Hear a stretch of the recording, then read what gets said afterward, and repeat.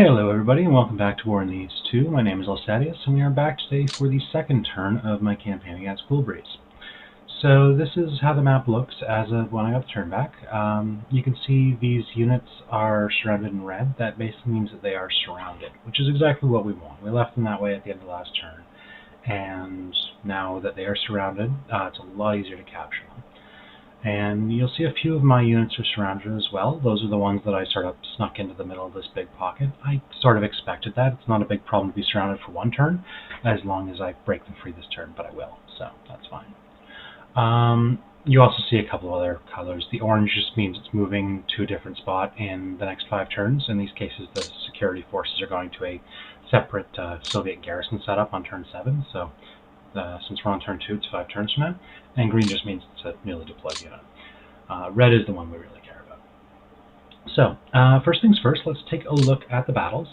Now, it should be noted that the Russian player doesn't tend to attack a lot early on. Historically, the Russians did, but it also historically went very badly for them, so humans tend not to do that. It will, however, they will often do some bombing, and we see that here. So, he did some interdiction, some ground bombing, a bit more than I've typically seen in most of my games, but I've played most of my games either against myself or the computer, so this is the thing. It basically means that my forces are slower to move, can't get as much territory covered, depending on the exact mechanics. Honestly, I'm not super familiar with, but it will basically slow me down a bit. So he did a lot of bombing, a lot of interdiction in a few of these areas, but doesn't look like there's any ground movement. Yeah, a couple of supply drops to his own troops there, but that's not really meaningful. Okay, so we're on to the air. Right, and I've already cleaned up a bunch of the automated orders from last turn. We didn't need the ground bombing anymore, but we do still want recon, and I've also set up some air superiority orders, which is to say basically my fighters go out and sweep the area looking for his planes. I like to do about 1 air superiority per group of planes. So Army Group North has its Luftflotte flying group 1, and I like to have 1 per, basically to say this is the area that's most going to be covered by ground combat, so I want to have an air combat in the same area. For Army Group Center, I feel like it's probably the area around Minsk. And for Army Group South, probably this area, because they're going towards Kiev, but there's ugly terrain up here, so you're going to sneak a bit south and then come up. Okay, I've already set up my recon as well, so we can see that I've got some reconnaissance in this area. I'm going to try to cut off this area, make a pocket out of it, because now that these forces are unfrozen and can actually move, I've got a chance. It's not super likely, but I've got a chance, and it's worth trying to cut off a bunch of forces. Yeah. I also have a bit of recon up here in the same area as I'm attacking from Minsk up towards Smolensk. That's basically the road to Moscow, and as I was saying in the last episode, this land bridge area, you see these big rivers, very good defensive lines. I've already bypassed this one here, but it's hard to roll that line up, and this one I haven't gone past at all. So if I can sneak through here where the terrain's a lot easier, that's great. But usually the Russian player tries to defend that very heavily, so I want to get there as soon as I can. Okay, and I think... oh, that's the other thing I gotta do is move my planes forward. Because naturally all the planes are based in Germany, but naturally I also just captured a lot of air bases and want to get some things moved forward. So probably going to go to time-lapse for this, because I know that sometimes I can... a lot of these things in the game can be a touch repetitive if you're not careful, so I'm just going to move things forward a little.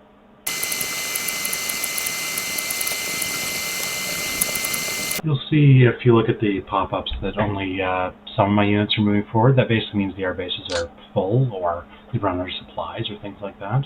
So I don't want to be pushing them too aggressively forward, or else they won't have enough stuff to actually fight with when they get there.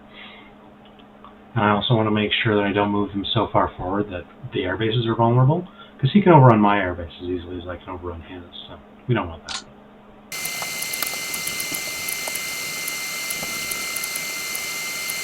The Hungarians and Romanians, frankly, their planes aren't that good, so I'm not going to be using them very much.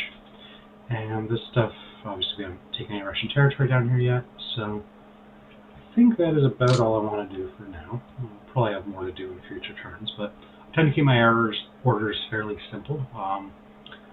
It's easy to overcomplicate and just waste a lot of planes on excessive fighting, so let's go through this now. Execute air targets.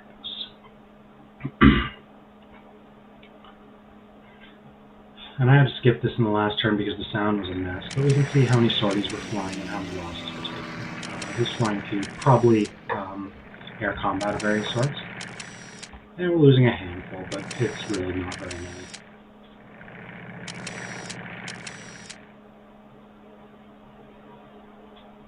And this is basically as it goes through the week. It does day of the first day, night of the first day, on and on. So for 7 days and 7 nights.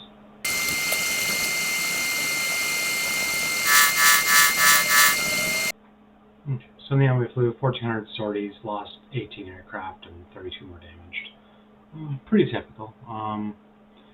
You can, yeah, the stats here don't really matter too much. Those are the important things. We didn't kill any enemy aircraft, but the way air superiority works is it'll only really fight enemy planes if they are up and about already, and I think he just did his own bombing and didn't have anything to activate during my turn. So we are now on to the ground phase, and let's start by cleaning up some of these pockets, make sure that we get that all dealt with. So, I'm just looking at where the river lines are. Yeah, that doesn't cross a river, so it can be easy.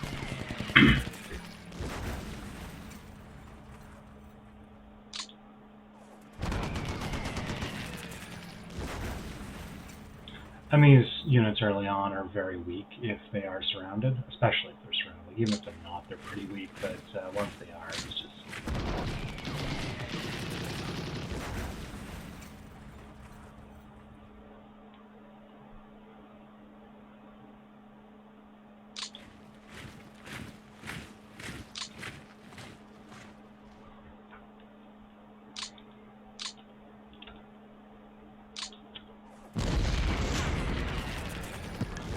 Now they don't always surrender. If they've got especially good morale, then sometimes they will just retreat, but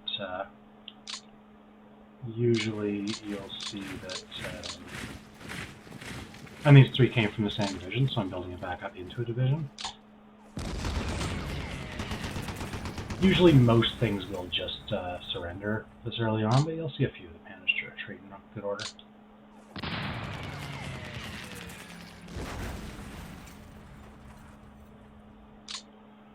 Okay, so that's that pocket dealt with.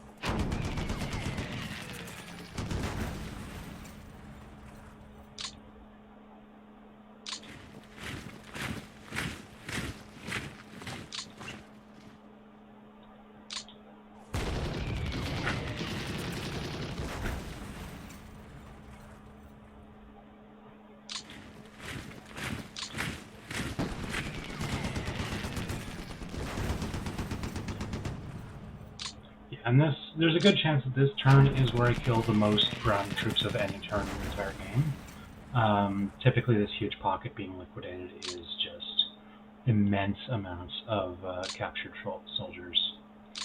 It's hard to replicate later on. Historically the Germans did a couple of times manage bigger pockets than this, but historically the Russians fought pretty badly in that first summer, so... I need to hit these a little bit harder than I have been. And likewise, this isn't a swampy hex, so it's easy to easier to defend. Okay, so I'm going to hit that one a little harder.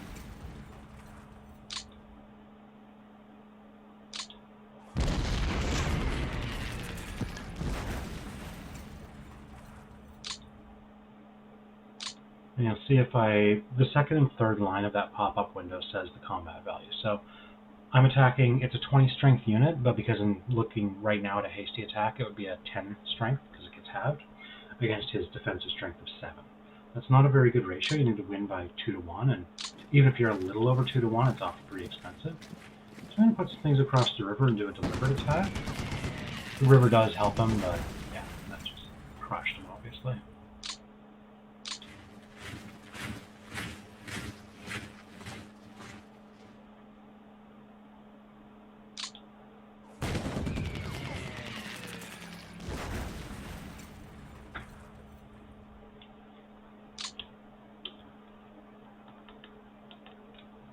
And again, this is a couple of units, level 2 fort in a swamp, so it's pretty defensively, pretty good defensive terrain.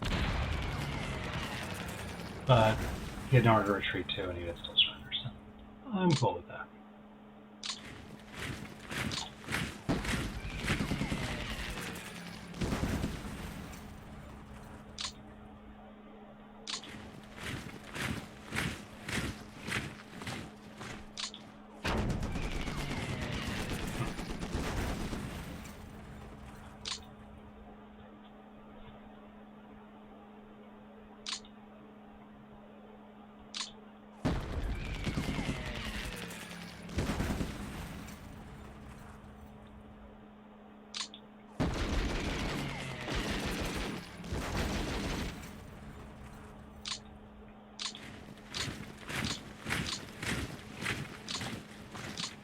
Because these two are from the same division, I'm just going to merge them back up into a division.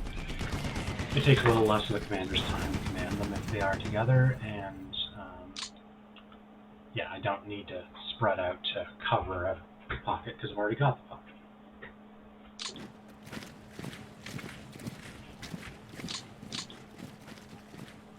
Oh.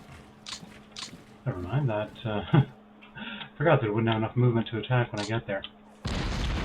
For most forces, you need 2 movement to do a quick attack and 6 to do a deliberate attack. So if it gets there with only 1 movement, you can't really do an attack. Silly me. Okay, then.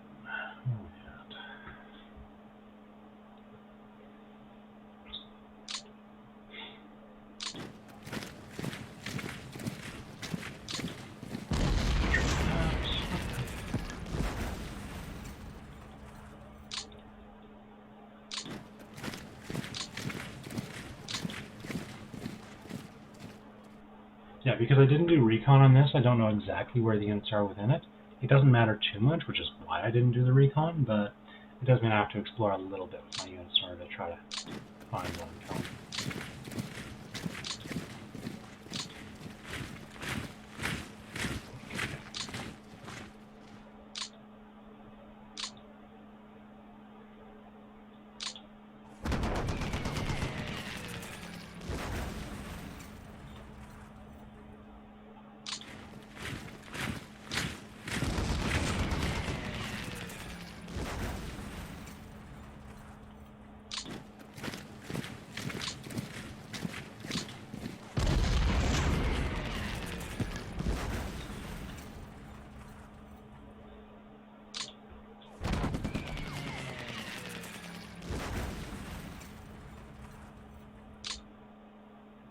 Yeah, I'm used to this pocket being a little bit harder to liquidate. Normally the Soviet player can defend it a little more than this, but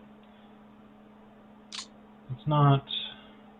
I mean, you're not going to go very far with it. There's not enough force in here. Like, the units are surprised, they're surrounded, they've got very little supply. It's not really a very practical area for them to defend, so typically they do fall very quickly, just a matter of moving a little bit first. And the answer is usually, no, he can't. But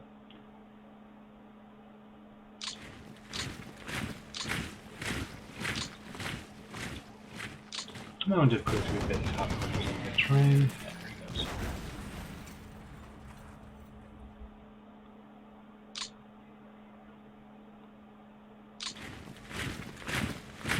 They can't merge up because some of them are out of movement, but they can next turn.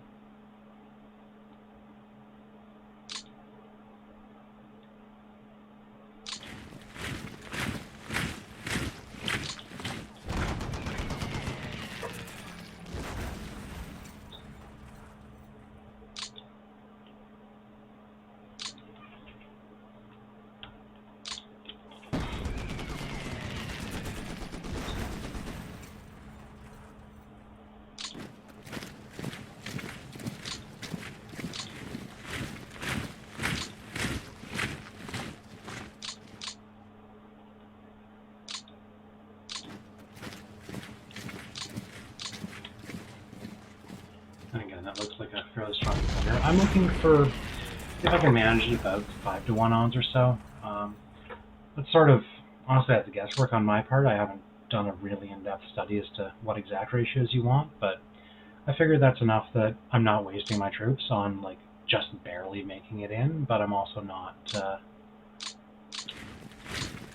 wasting my troops on putting more forces in attack than I need and slowing down my progress.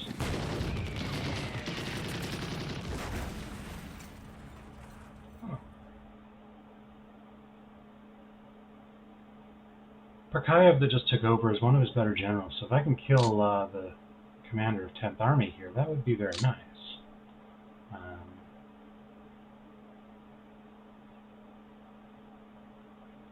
Can't tell how strong that is. Okay. 0.7. That's pretty weak, so if I can get something... Yeah. I'll try that.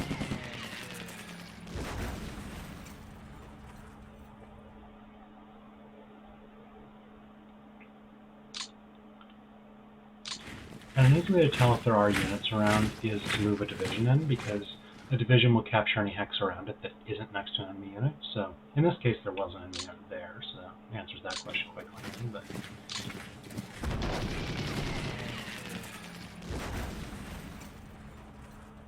when I move him here, the fact that all 3 of those switch means there isn't anything from the enemy there or there.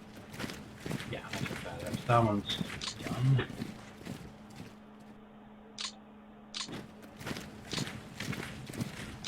Generally, you can see any unit in a hex next to you, but you can also get a sense of what's around by those sorts of indirect approaches.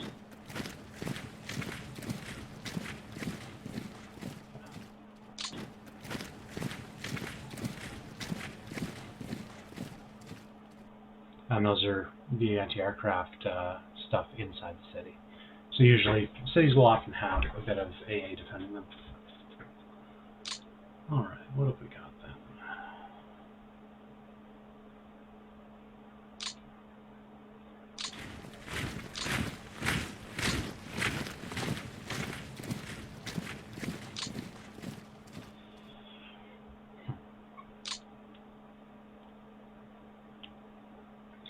The other thing is I don't want him retreating, I just want him to surrender. So I'm going to hit him fairly hard here. And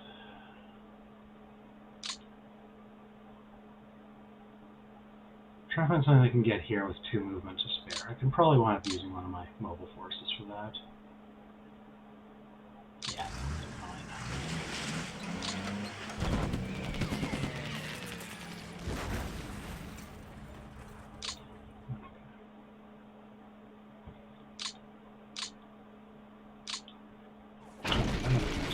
Yeah, no, that was silly of me. I didn't look at the numbers before I hit attack. I was like, oh, he's surrounded. It should be easy. So let's be a little more cautious about this. Yeah, overkill. You beat me once. I hit you very, very hard.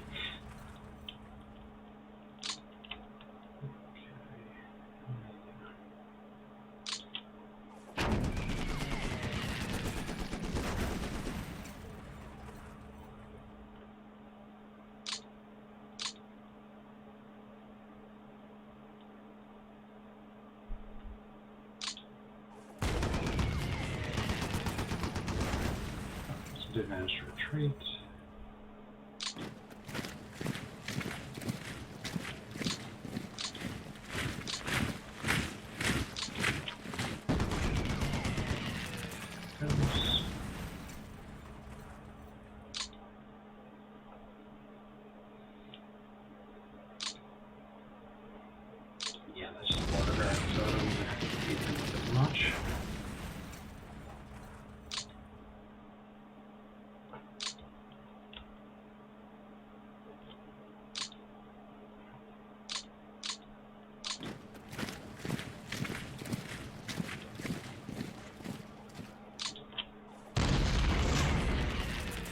Oh, strong little unit there.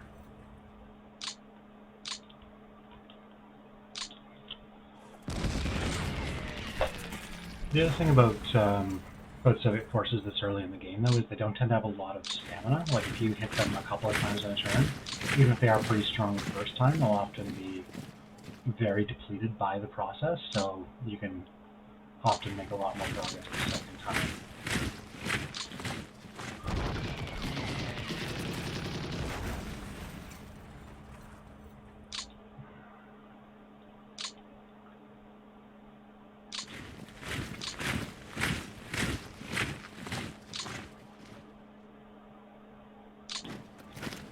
The other thing is, once they're in a pocket, splitting up the pocket, right now he can't retreat because there's no hex for him to retreat to. Sometimes that can be a good way to prevent them from being annoying and running away. Yeah, because the one doesn't have enough movement for a deliberate attack, I'm just going to do a deliberate attack with the other. And yeah, there are enough retreats.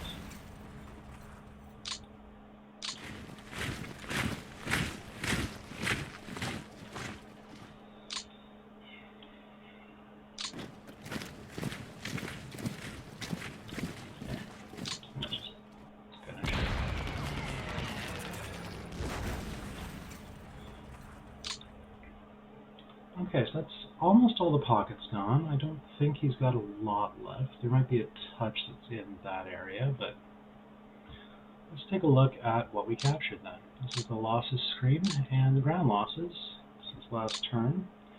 Yeah, we captured over 300,000 Russians, killed 26, disabled 49. And actually, just during our action phase alone, yeah, captured almost 300,000 of them. And there's going to be more combat casualties as we go through the turn, but that is a nice little haul for the first bit. And yeah, we can see so far in the war we've gotten about 600,000 so far, which again is a pretty good place to be for this early in the game.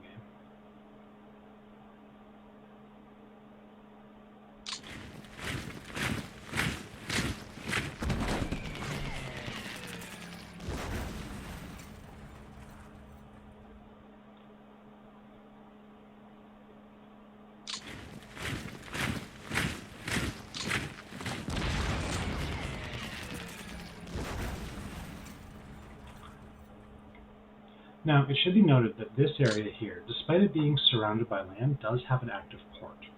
So because it has that active port, these units do not count as surrounded, and they won't typically surrender as easily as they would if they were in one of the pockets further south. But because this is a headquarters unit and a routed unit, they've got no combat ability, so they are just going to run away as soon as I get it. It does seem like he has a combat unit there, though, so...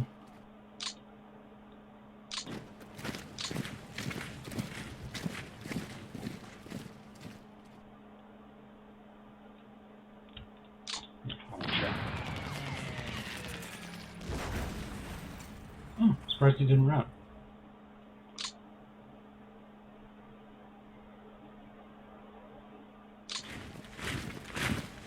And yeah, as I was saying, because it captured everything around, there's nothing in this area, so... Okay. Alright.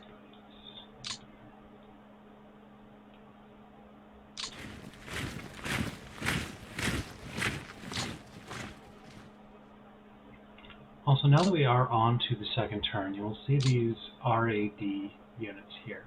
Those are basically automatic rail repair. So these ones are the rail repair that I control. I'm going to actually let him repair my lines up through there.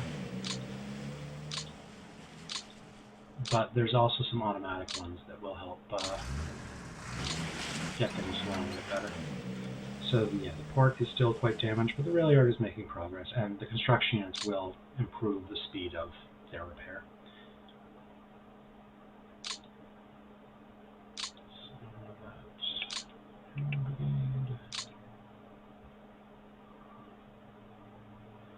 I'm going to get him up here just to see what the situation is in that port.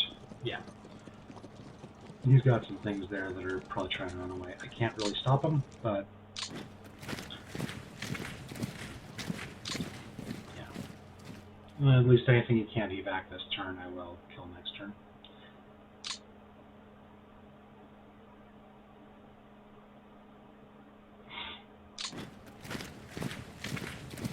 because it does take the hexes next to it, I figure I might as well grab something to grab by.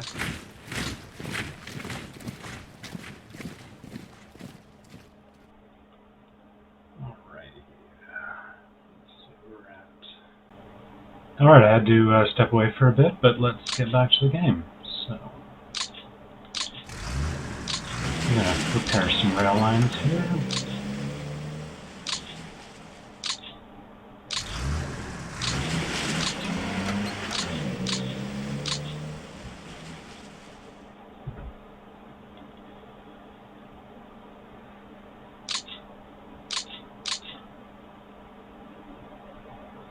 Okay, it looks like there's probably something in there because my units can't move into that area. So that I've got, they can get there reasonably.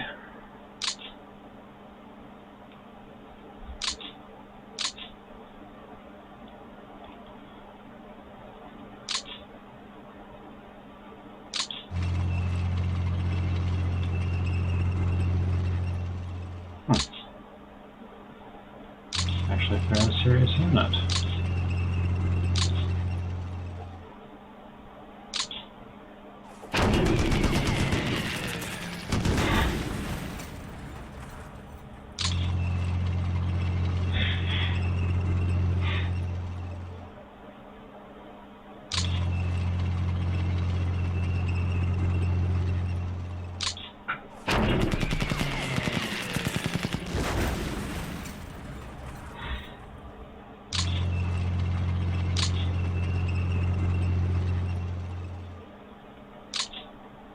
Okay, and looks like there's something there as well.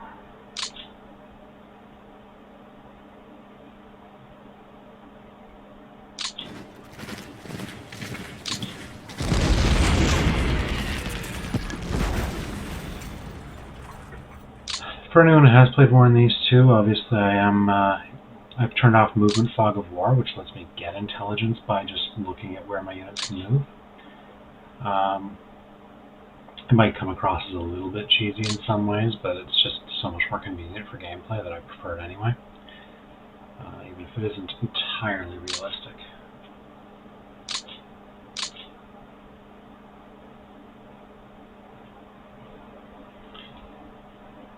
Okay.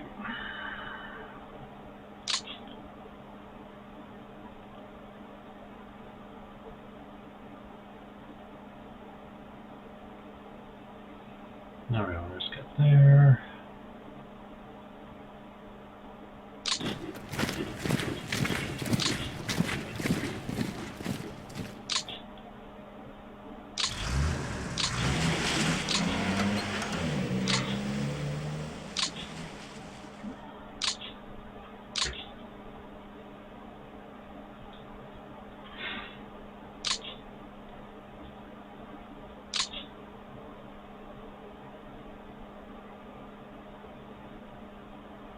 Trying to figure where the other part of this is. Oh, there it is, okay. Yeah, okay, so 56th.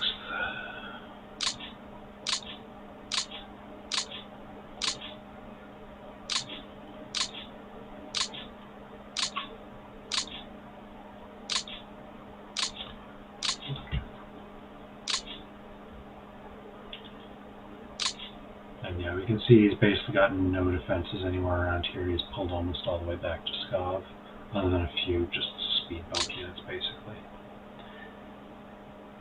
So, we are best to exploit that.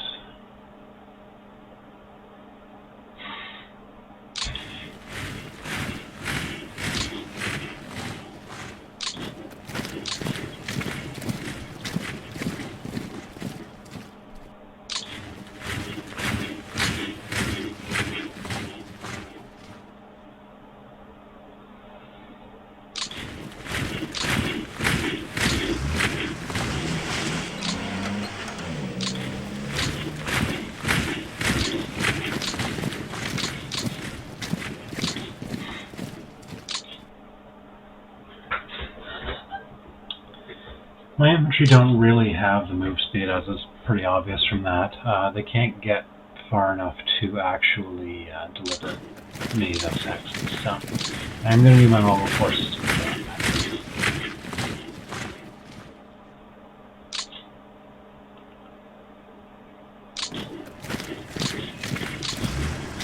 Might as well get my infantry going forward while I'm here.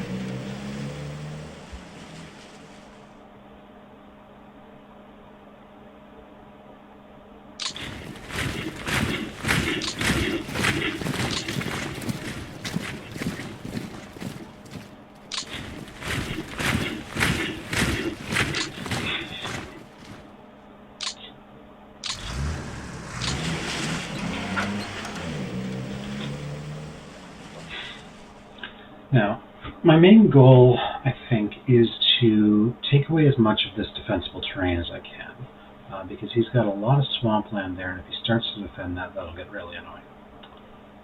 So, let's see what I've got.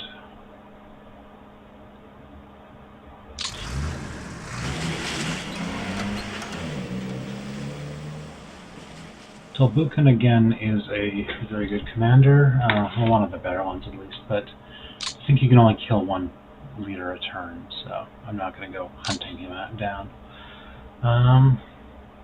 Yeah, basically I want to get... Oh my, that's a long way I could go in there.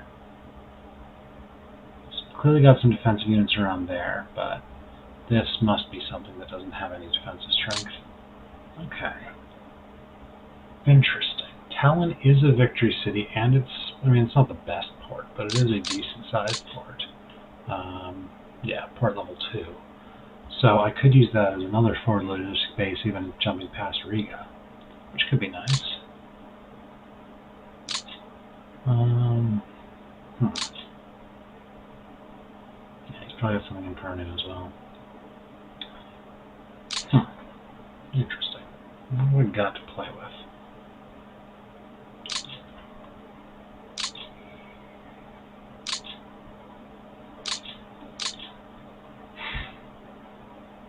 Actually, if I'm going to say I'm going north, maybe I get a bit of extra force.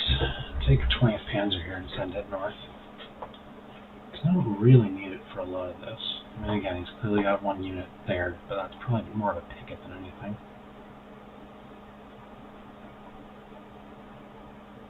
Yeah, you know what? I'm going to give this to Manstein.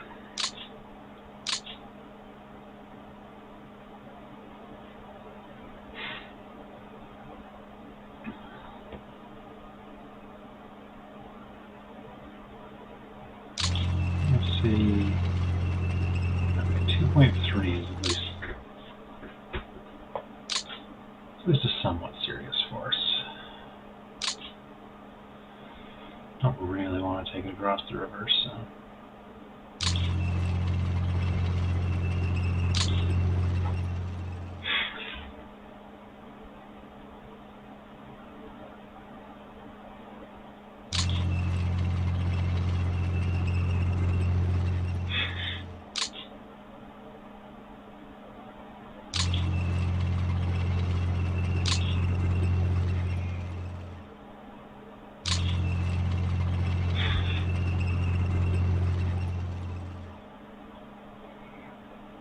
And again, a big part of this is just me trying to take a lot of this highly defensible terrain off of his hands.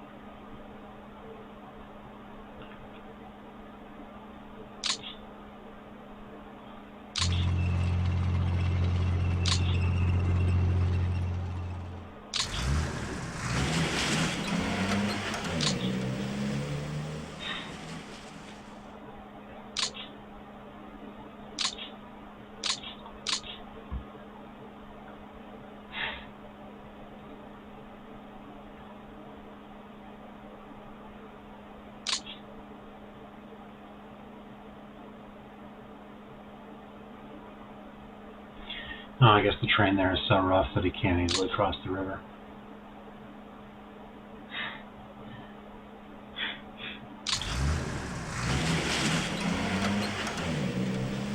And that's all routed stuff.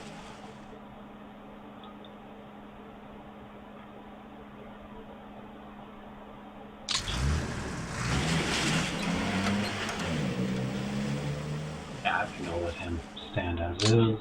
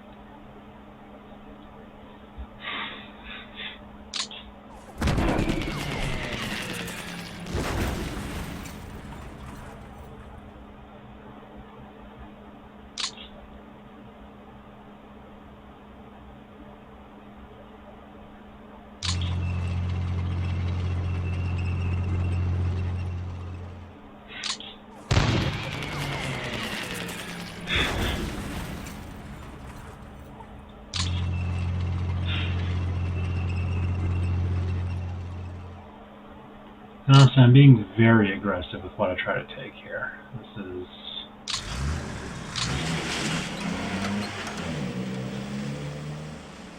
perhaps a bit much, but it does let me jump ahead so far.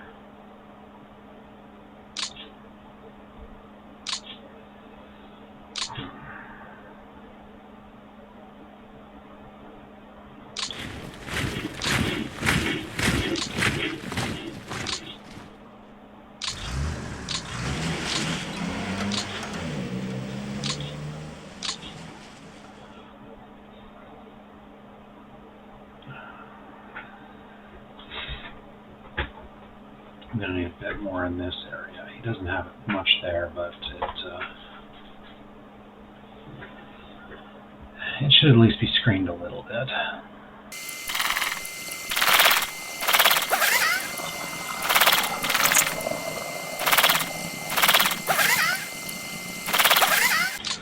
Yeah, I would be commentating more, but there really isn't a lot to say. I'm mostly just moving my stuff up and trying to decide if I want to send him any further.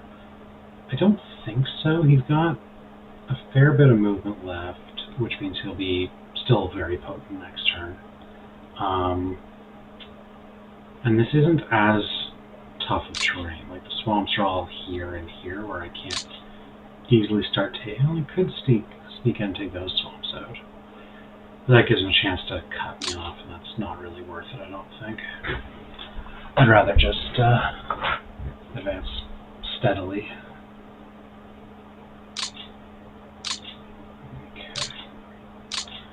That's most of Army Group North, other than these infantry guys.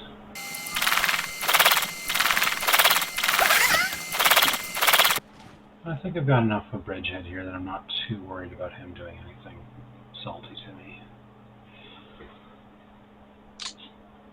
Okay.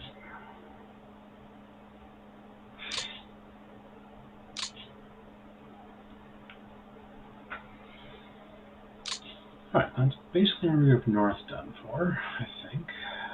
Don't see anything else really to do with them. Oh, actually, I guess 9th Army is technically part of Army Group North now. So I'm not done with Army Group North. Okay.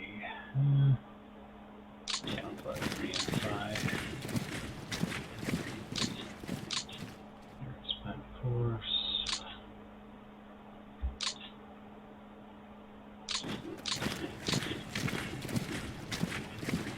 Yeah, a few of these I'm just going to build them back up next turn. There's not much point doing much this turn with them.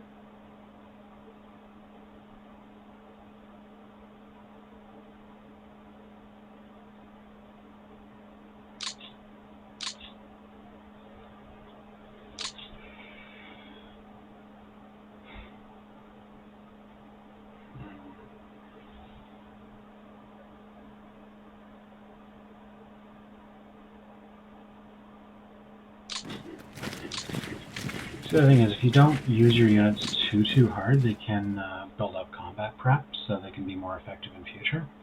I think I want to do that with some of these.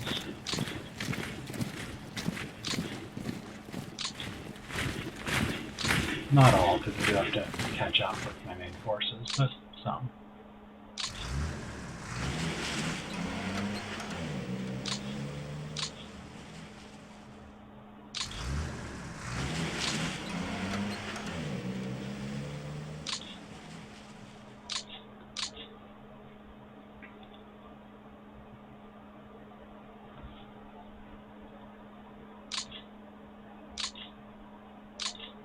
Okay. Unfortunately, you do tend to want to send a few units into the swamp. It's kind of annoying, but you need to capture it somehow. So I think I'm going to use this core. One game I played, I made a mistake of, hey, we're going to take Walter Model, the best infantry commander the Germans have, and send him on this core, and then we're going to send that core through the swamp. And, oh, that's silly of us. Why did we just waste one of our best commanders on walking through the swamp and clearing it out? That was a group game I played a couple of years ago with, long story. Okay,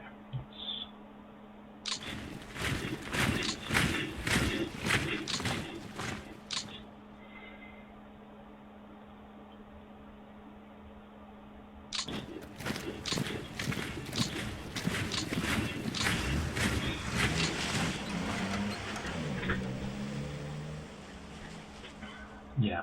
Basically, I don't need to keep like a solid line yet. He hasn't really built his defensive lines in. I just need enough to keep him from sneaking through and wreaking havoc. So I think I am comfortable with that line for now. A couple turns from now wouldn't be good enough, but again, early game can do all sorts of crazy things. Alright.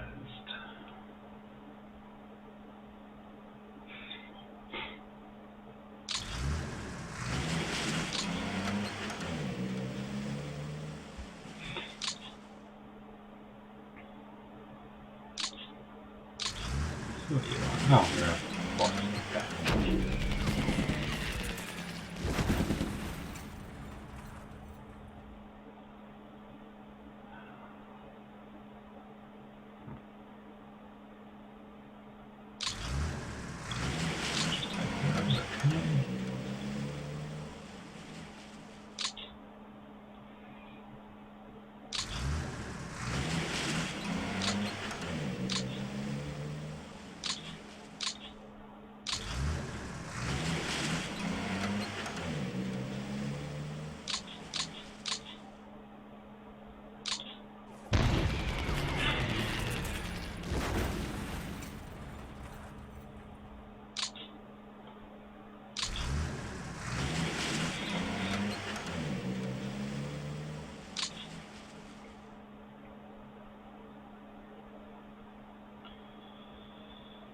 Okay, broadly speaking, yeah, he is clearly building up defenses around here.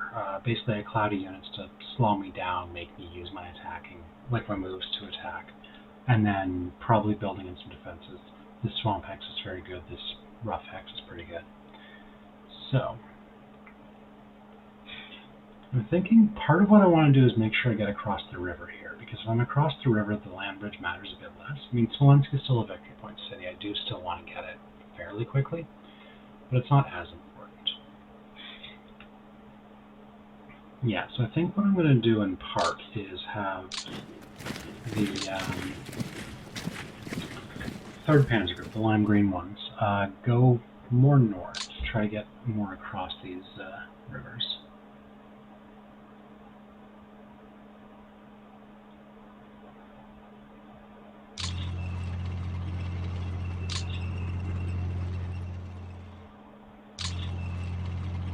All of these guys are just going to be basically my front line as I'm going there.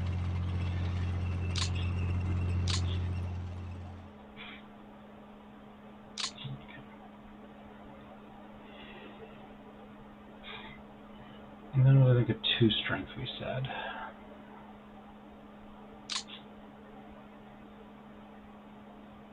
Yeah, crossing the river is going to take a lot of movement.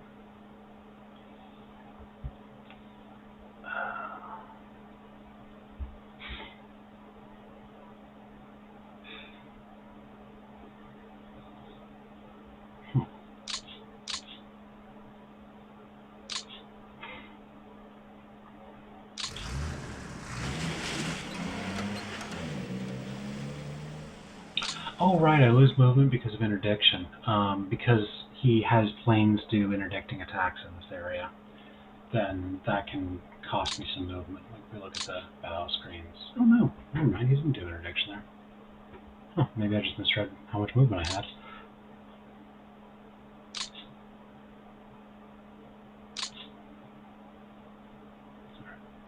This one I want. Yeah, it's supposed to be 17. Yeah, he's throwing 6. There's gotta be something going on with interdiction.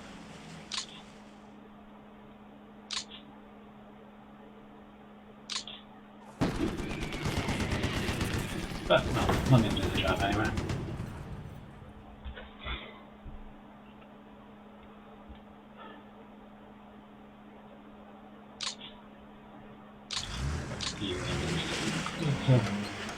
Yeah, it's not that great a depot, honestly, but might as well. Okay. So, on top of that, I've got this intact division.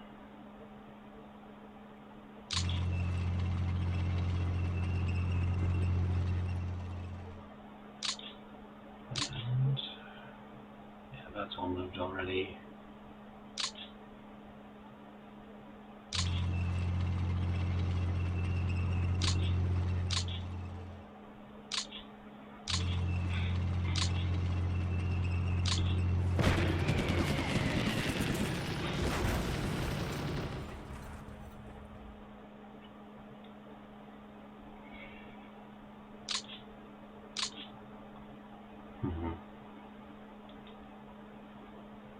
As much as I don't like it, yeah, I'm going to move him forward just because it cuts this area off, so my units will start to auto-capture a lot more of this over the course of the turn.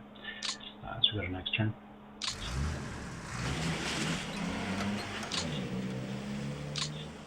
Commander can go to there. Okay.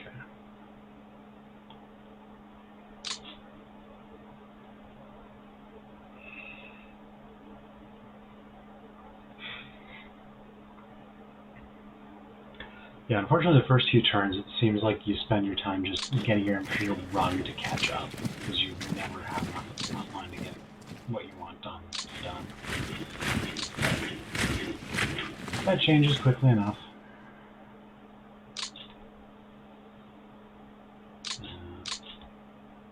Yeah, I don't think I want to mess with that too much.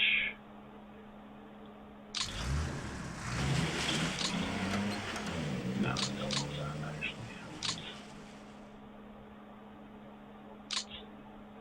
Whatever. Making a bit of a mess of that. You are in about the right place, yeah. Move the army, you can move up. You only have those 2 divisions, you can move up.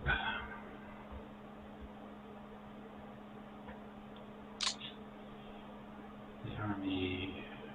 Oh, no. Yeah, okay, that should report to... Oh, okay, I see how it works.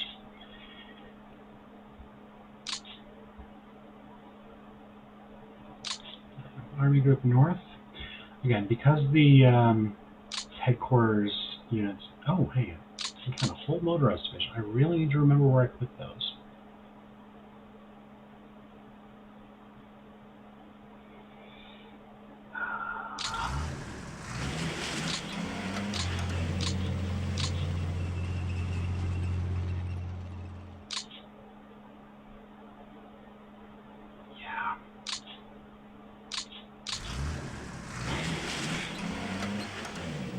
Holy shit. He left the city undefended. I wasn't expecting that.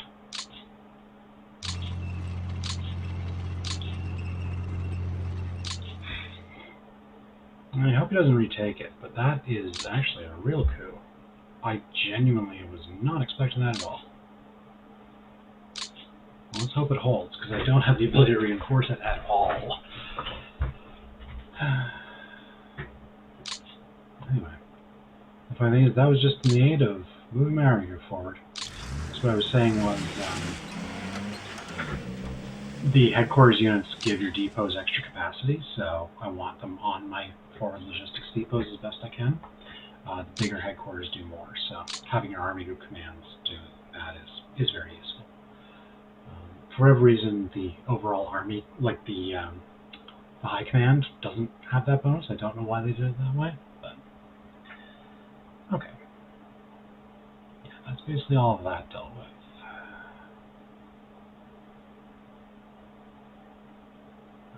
Okay.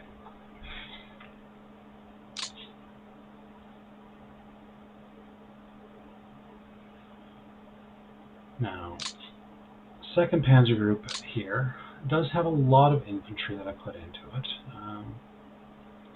So that is going to mostly get used, no, a lot of it's going to run forward. Because as much as Leningrad is my main objective, I do still want to aim for other key points. And putting a serious force in the direction of Moscow is very useful. It basically forces him to defend it. He's got to take a threat to Moscow seriously because it is such an important city for him. And I do want to capture Smolensk. I do want to get past the Dnieper River here. Side note, you'll find that throughout this series I'm going to use the Russian names of things because of the current war. That is obviously a bit of a political issue, but it's what's on the map. It's what was used historically at the time. So as much as right now I talk about Kyiv and, like, for example, on map it's Dnipropetrovsk. In the real world today it's Dnipro, Stalino is now Donetsk, all that, but I'm going to use the names as of the day, because I'm not going to change Leningrad to St. Petersburg. I don't even know all of them, so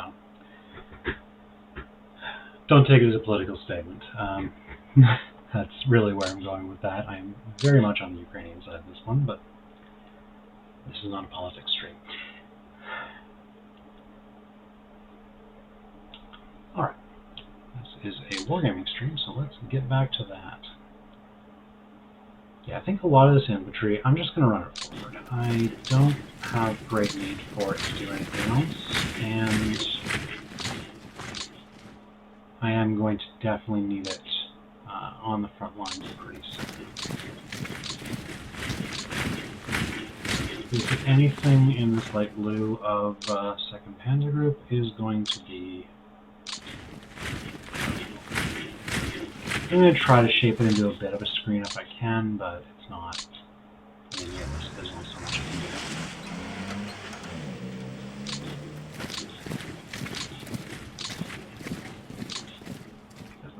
Those are all the same divisions, so I'll have them doing that.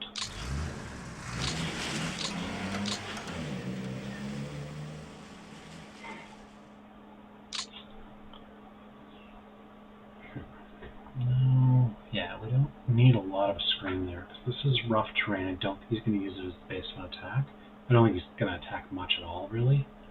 And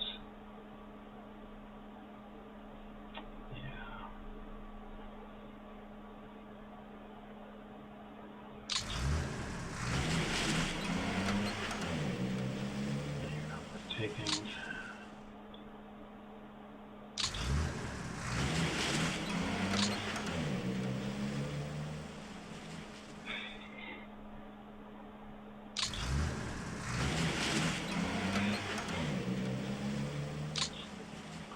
I'm just curious if we've killed any planes on the ground, though, because we've overrun a few things. Soviet losses on the ground, 54. It's a bit sloppy of him. Although I guess actually probably a lot of that was something like Talon, where he was clearly not expecting me to get that far. So I think I can forgive him that if that was where he lost them. But, okay.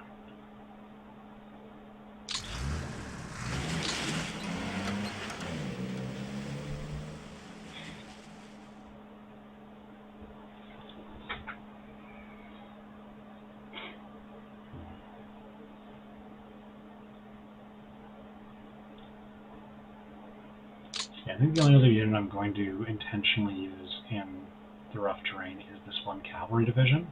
Because cavalry does move better through it than really anything else I've got.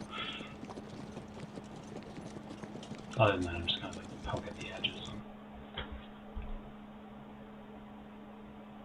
try not to get too bogged down.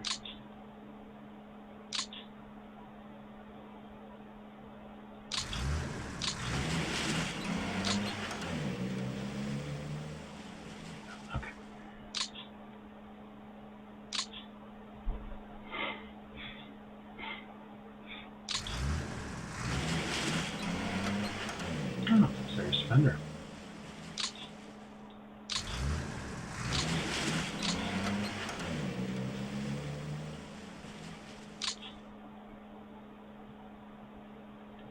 It's gonna take more than that if I want to displace them.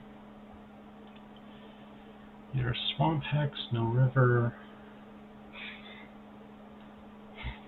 Yeah.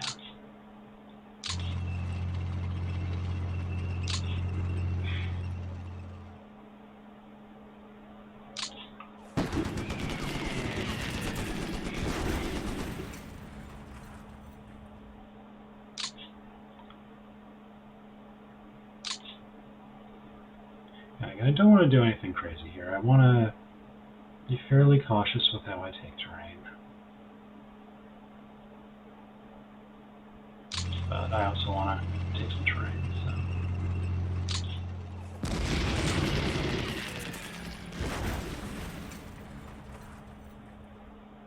Oh well.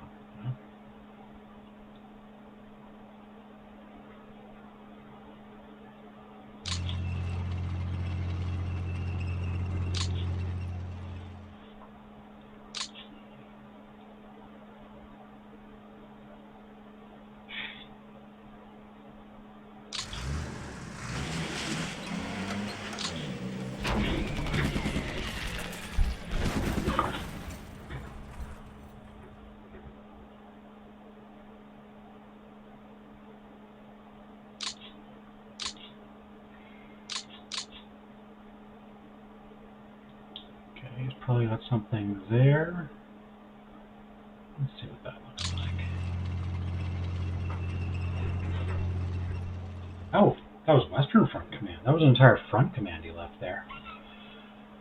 Yeah, my opponent is a newer player, so I don't want to be too unkind to him. Like, I certainly made a lot of I'm still making sloppy mistakes, and it's not like I'm a super veteran myself, but I've played more than he has, and I'm still doing dumb things here and there. But generally, you want your front commands further back than that so that you can't, have your commanders get killed.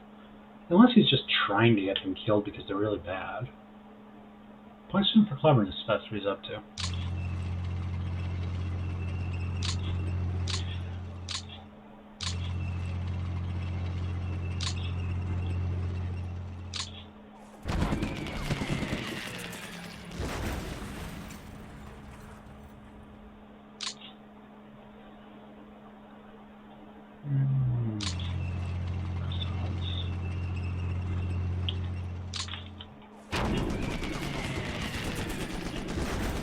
I just don't want the headache of dealing with it. I'd rather just kill it out of the area.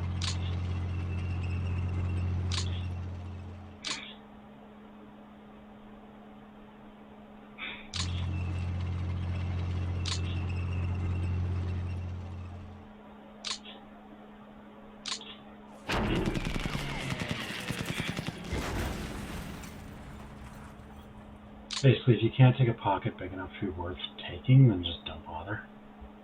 That's my view on it.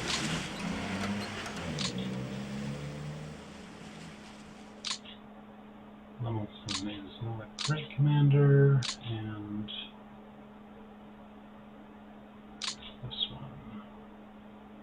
Vidinoff is actually a pretty good one, and Schweppenberg is actually pretty good. The stats here you'll see on a commander. Political is basically how much the government likes them. Generally higher numbers mean they were terrible people, but it makes them cheaper to move around. Morale is how good they are for the morale of your troops. Initiative is about your movement and such, and min gets you better supply, like resupply. Mech is your vehicle, forces, and infantry is your infantry. Generally, like, the numbers range from 1 to 9. Typical German generals are 6s and 7s in most of the important stats. Soviets are closer to 4s and 5s. 6 is a pretty good commander for Soviets. Like, this would be one of the best that the Soviets have if he was there, but he's only decent. Like, he's one of my more decent ones, but he's nothing special. Anyway, so try to make sure you've got your good commanders in important places is very important over time. It really does add up here as you go through the game. And let's see where my forces are. Alright, yes.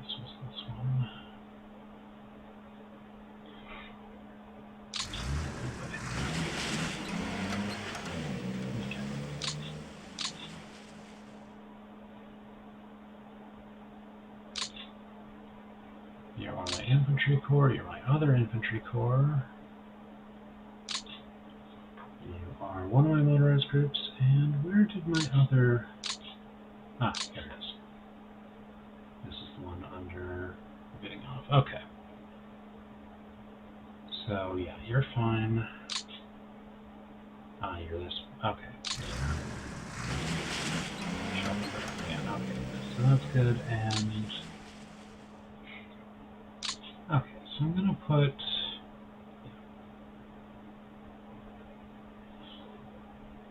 Yeah, you can go under 24th.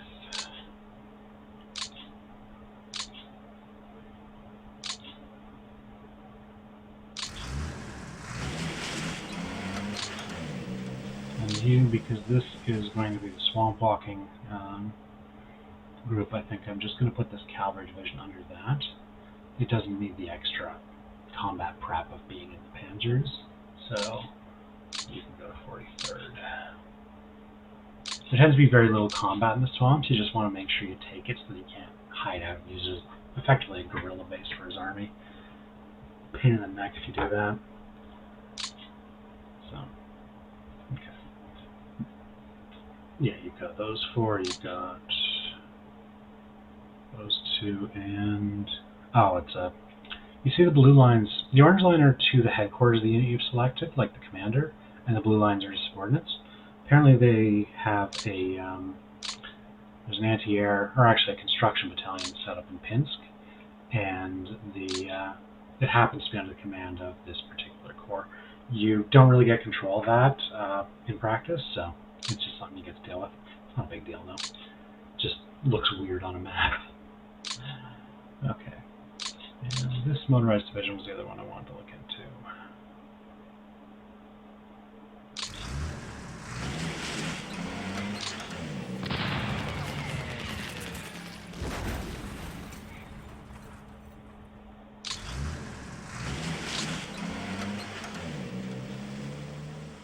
No particular desire to fight that, so I'll leave him be.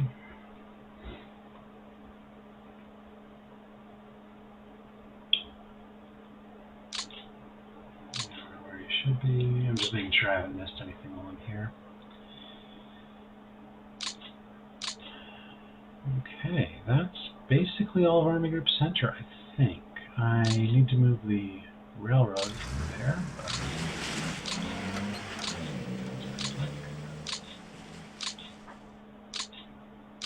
And in this case, what I'm doing here is I am repairing the lines heading up towards Minsk.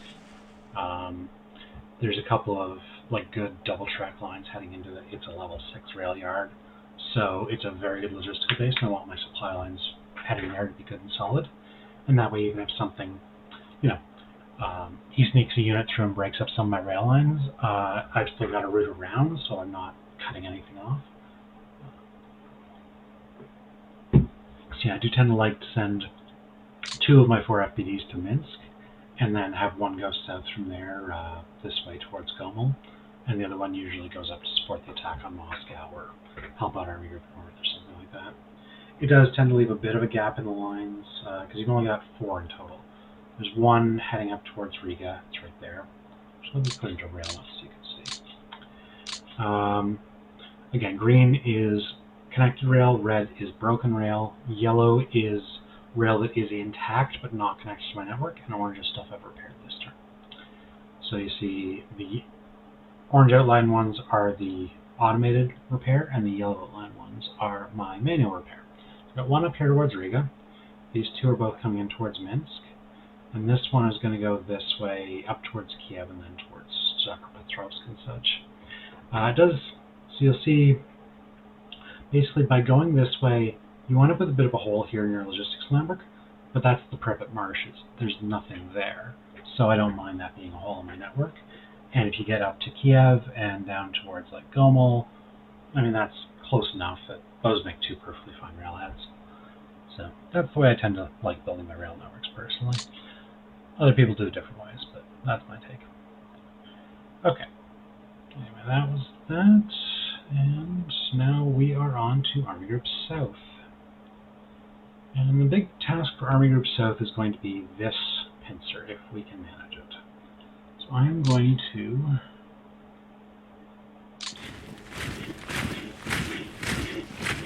try to use some of this stuff as best I can to get a good solid pincer. These guys are weak. I don't need to use good forces on them. I want to save my good forces for where they really matter. So this. Yeah. There.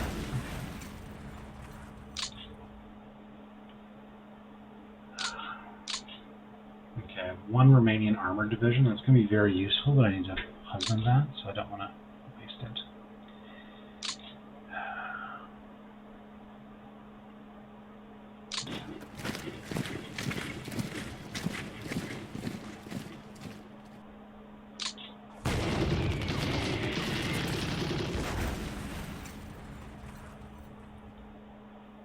Yeah, the problem is there's a lot of trash in here, but it's trash I have to kill. Oh, actually, that's really annoying.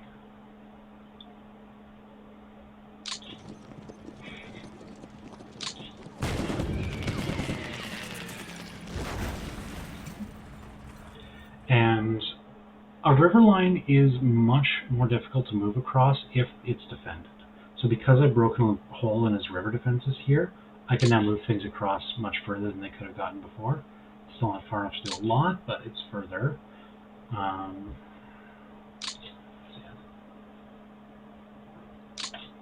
Let's see if I can get anything up to a useful range for an attack. I don't think I can with most of these things. And I don't want to use that armor brigade unless I really have to. Okay, there we go. That's a cavalry brigade. I can do that.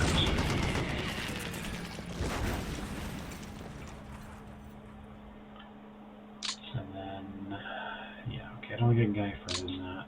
So, where did that armor division go? Here it is. And it can be broken up.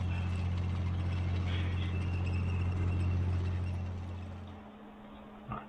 And I'm not going to move him any further until I see how my northern pincer does.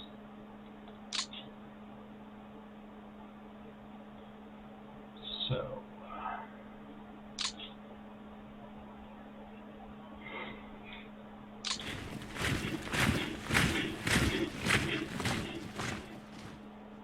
okay, that's a strong force. Double team it. Basically claims to be strong. I don't know if it actually is.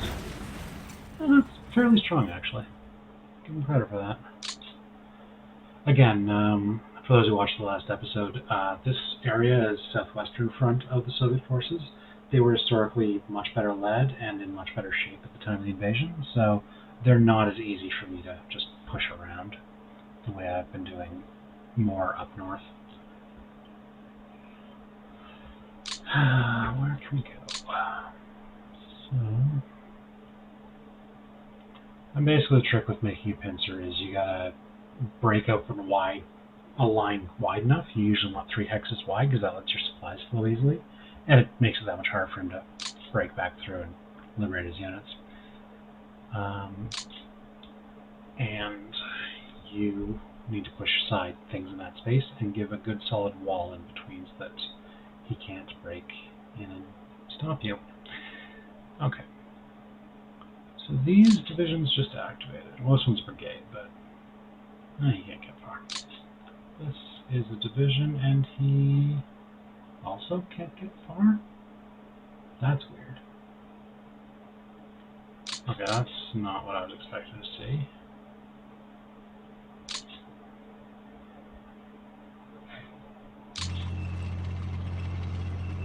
Oh, I guess it'll only show you movement out to a certain range. You can't see it all the way, I guess.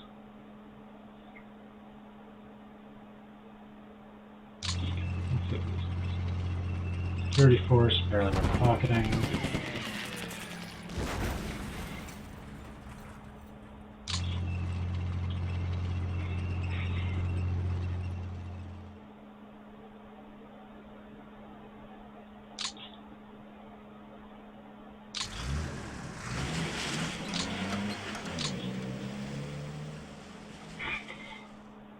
It's hard to cavalry division is that defensible?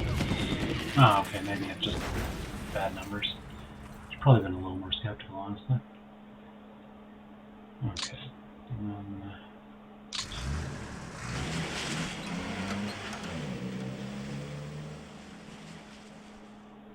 Okay. And because that is a city, I do actually start to believe these numbers. That is defensible terrain. My tanks don't like it, so I am going to have to take that seriously. Yeah. So double hasty is not enough. I just want a third.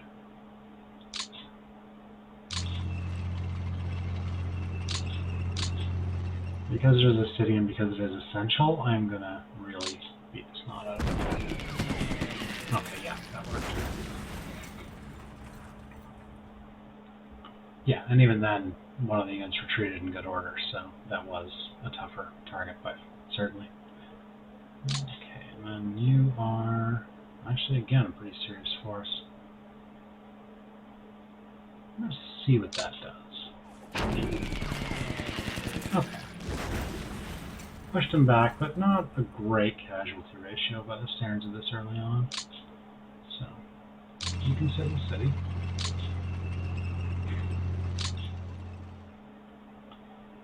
And I want one of these divisions to then come through here.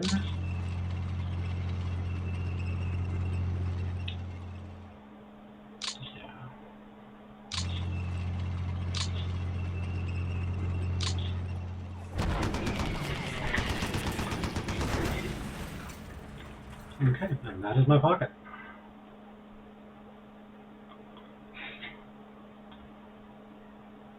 So, now the trick is to make sure I defend it properly. I have at my disposal this one broken up division. How far into this can these guys get? Okay. You want to use infantry as much as you can because, well, you've got a lot more of it is the biggest reason. Okay, and that is a motorized division there as well. That's good.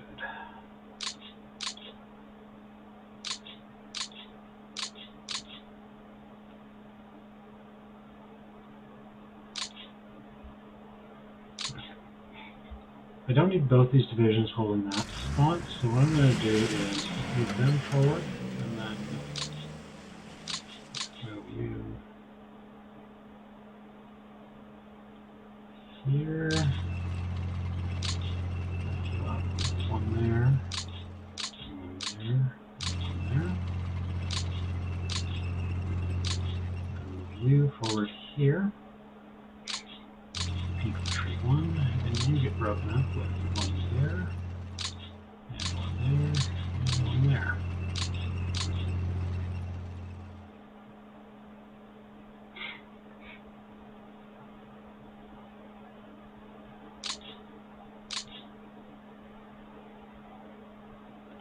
Actually, I'm going to break you up as well.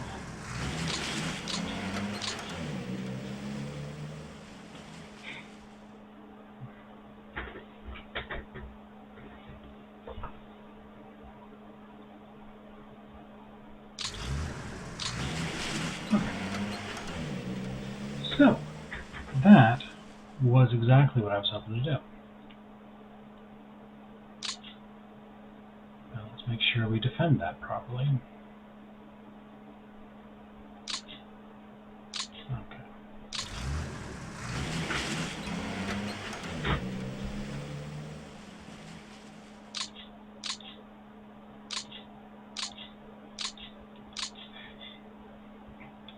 11th Army is somewhat overloaded. The biggest reason for that is the way that the command point mechanics works. If you're commanding units of another countries, they cost twice as much. So this armed division, a division is normally 2, but because it's a Romanian division in a German formation, it costs me 4.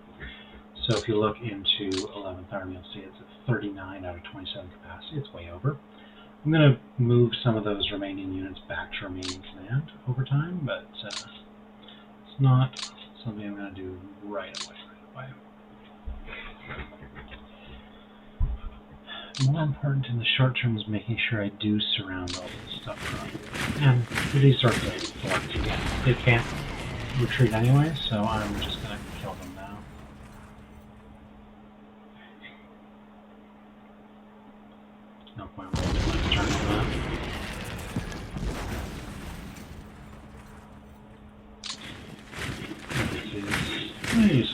city.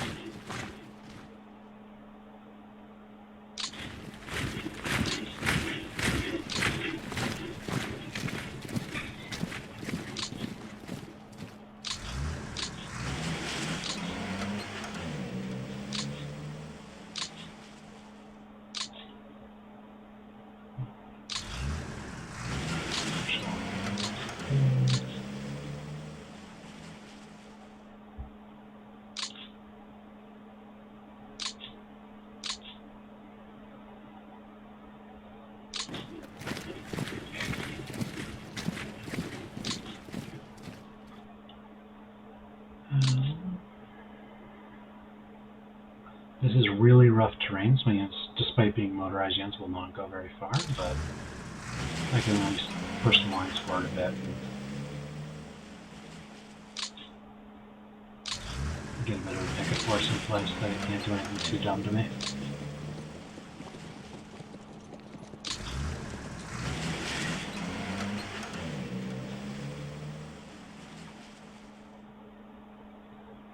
Okay, that's actually a bit better than I was expecting.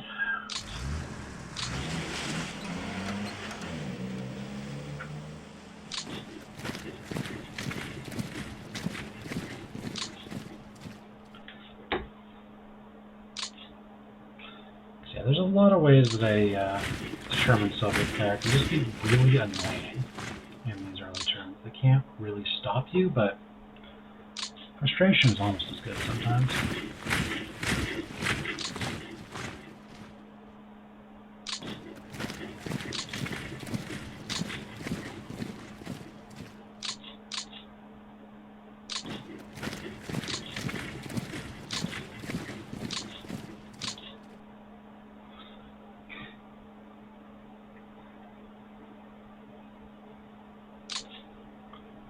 Nah, you're not worth that.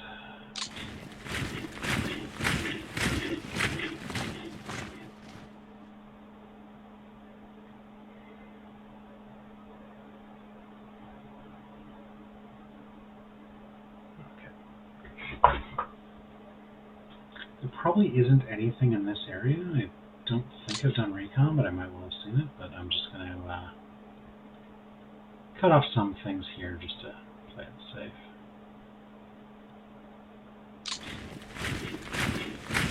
And that was pretty promising for what's around.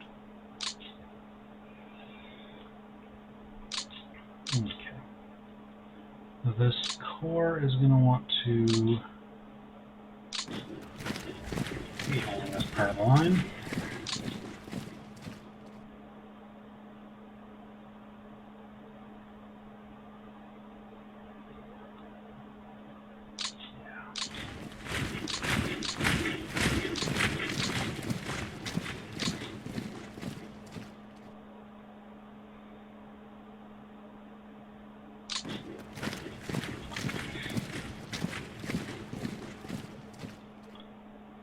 I think I'm going to move to a different core because there's just one too many in here that I can't really command properly.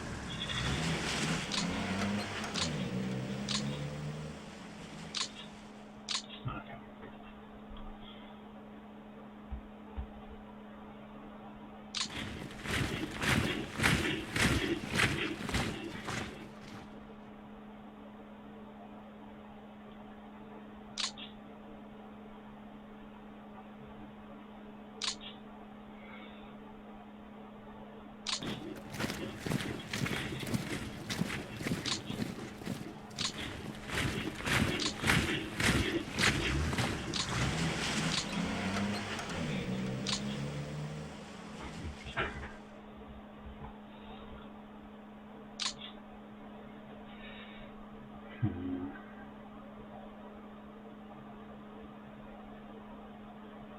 Probably defended Ravna, but I'm at least going to see what's there. Oh. Wow. Okay. Actually, no, it's not that important a city. Okay. I just assume if it looks like a city on the map, it probably matters, but level 1 rail yard and 6 manpower is just not that important in the grand scheme of things.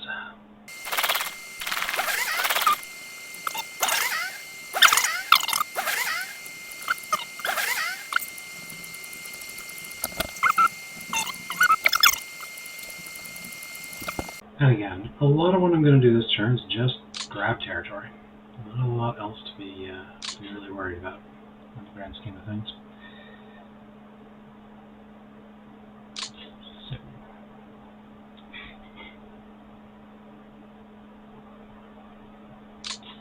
what is there to grab? I see.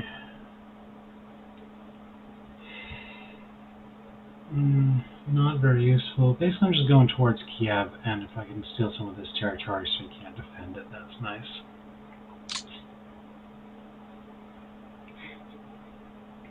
Let's start with this.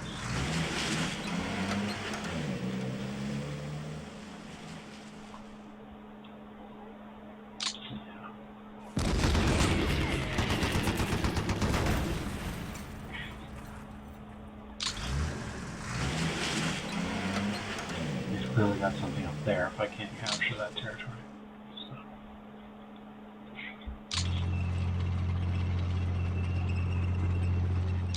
Strong unit.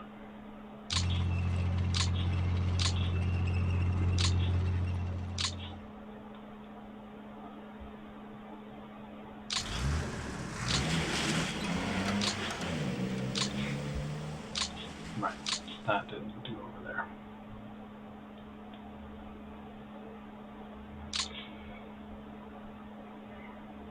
Okay.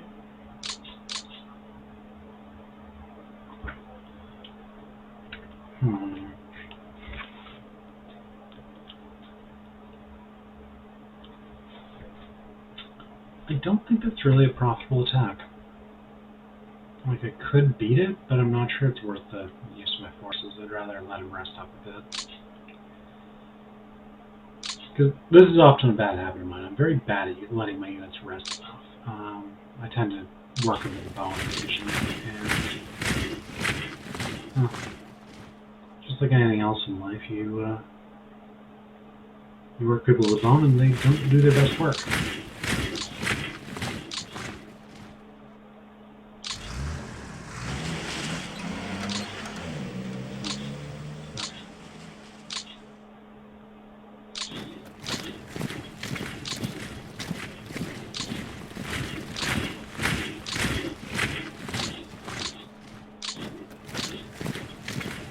Security forces also make a pretty good choice for going through rough terrain because they don't have a lot of combat power anyway. Okay.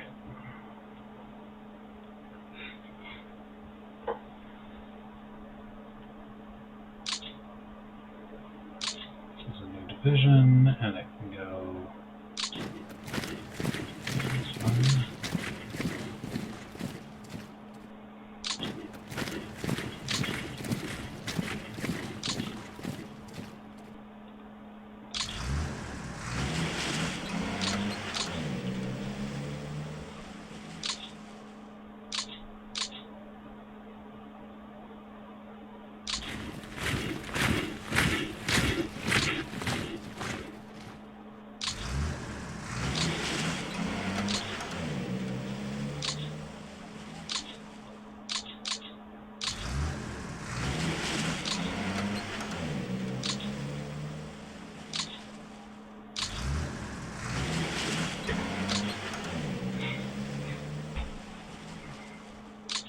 I think I am going to try to take this one out just to make that rail repair easier next turn. Because Army Group South tends to move the fastest because it's got the clearest terrain, so the rail repair can be lagging if you're not careful.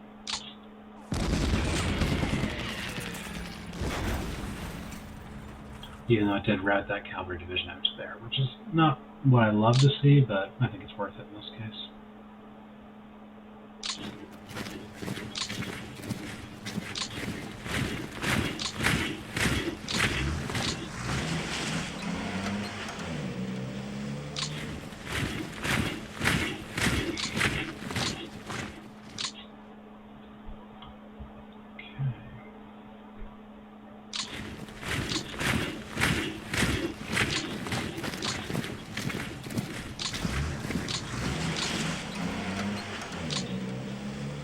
I'll go there.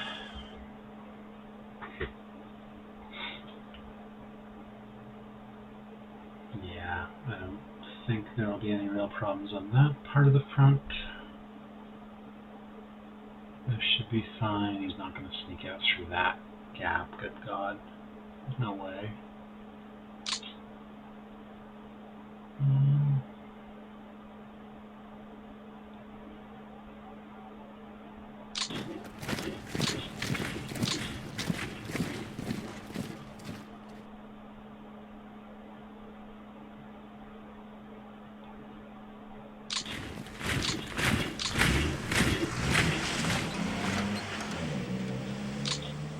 You're still, yeah, that's still frozen for another turn, so I can't do anything with it.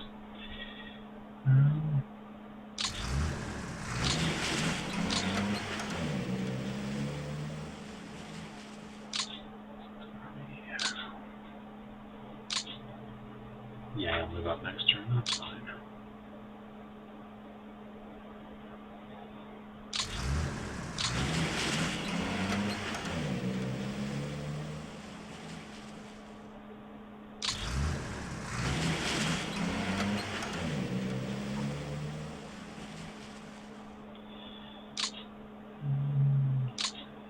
Still clear me. Yeah, you can command from there.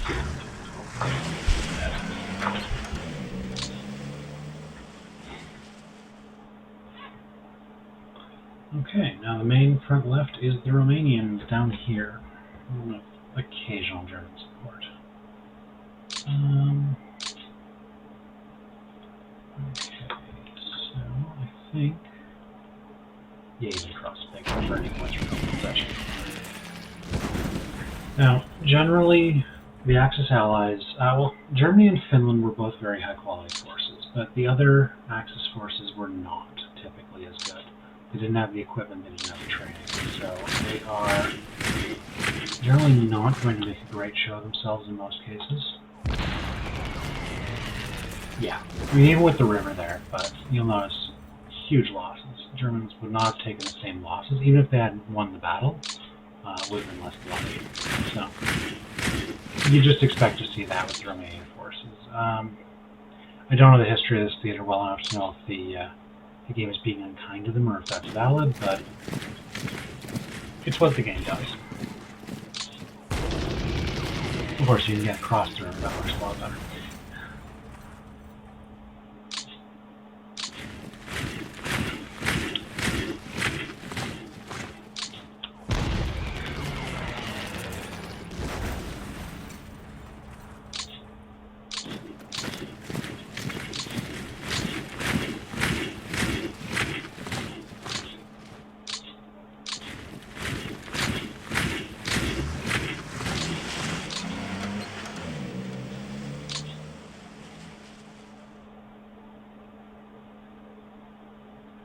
Yeah, that's fine.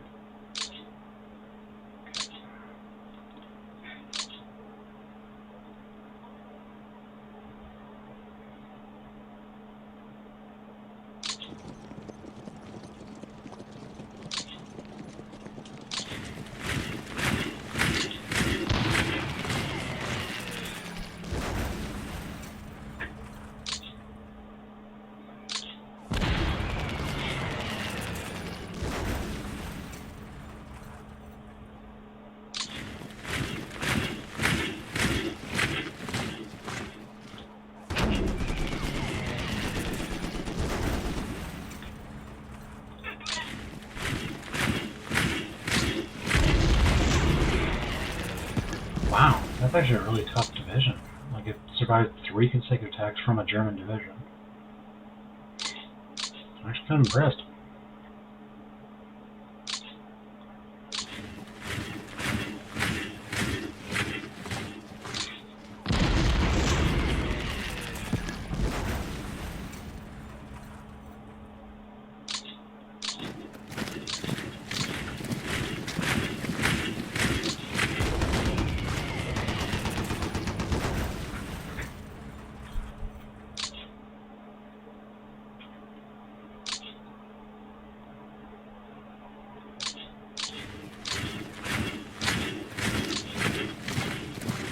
It might have been a little bit much, honestly.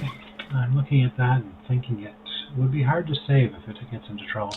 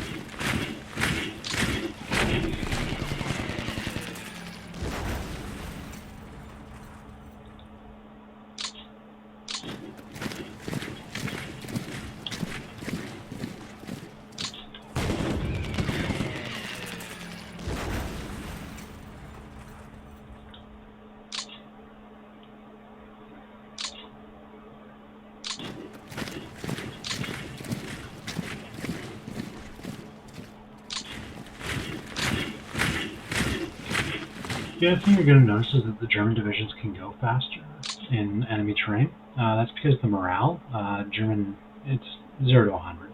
German forces have higher morale generally, so 75 for them, whereas this one is at 45. Basically, the higher morale you've got, the faster you can move through terrain you just conquered. So, again, that's another way the Romanians are not as effective as the Germans. And again, this is probably just some random, yeah, it'll be frozen. Okay.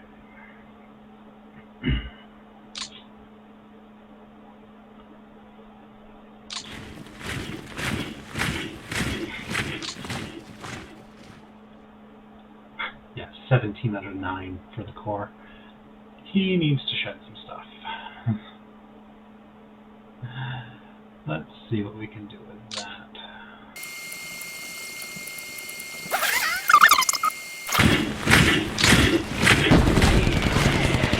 Ooh, okay. That's fine.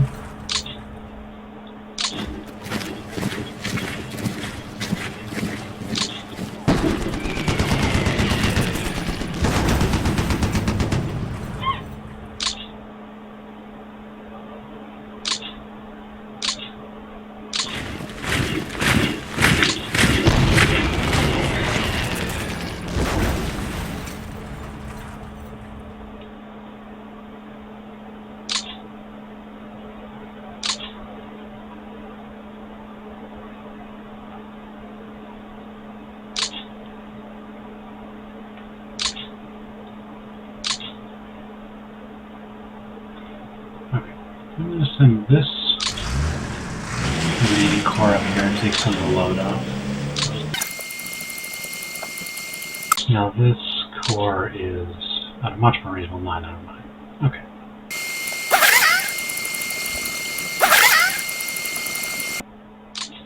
Alright, so yeah, you're at 8, you're at 10, but that's fine.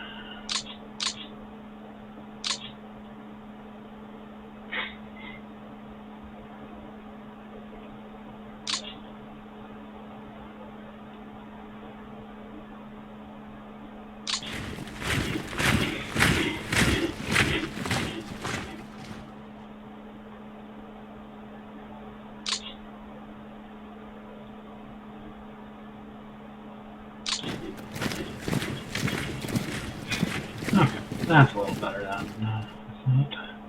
Downside to having all these handy markers of where things are is that it does sometimes obscure things you need to see. I think that's part of why I keep losing units.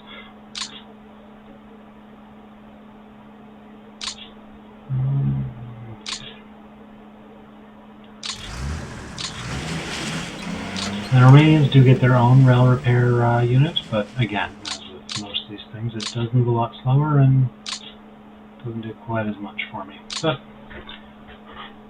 it does what it needs to do.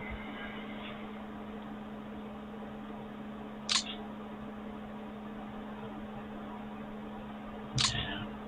Oh, as far as all the way down. Okay. You.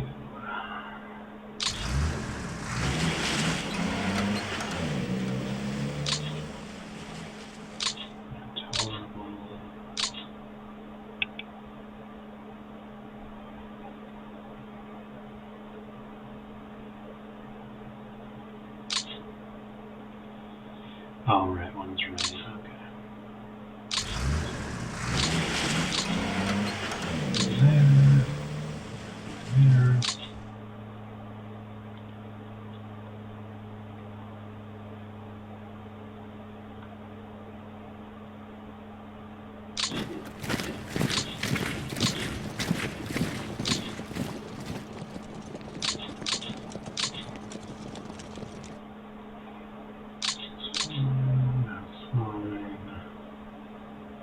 Yeah, I trust that.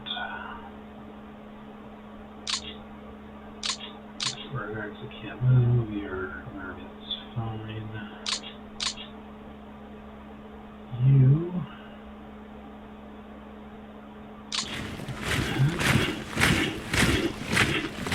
I think off stream I'm probably going to do a bit of the cleanup on these forces as well, but that's not so urgent.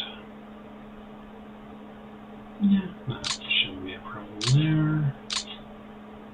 Okay, I think that's about everything. I'm going to do a bit of work off stream to make sure everything is good, and then come back and give you a final cinematic of how it all looks at the end of the turn.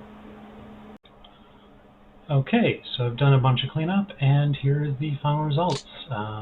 Just looking at the map as a whole, you can see up here, Talon we captured, obviously, cut this off, although there's probably not much there.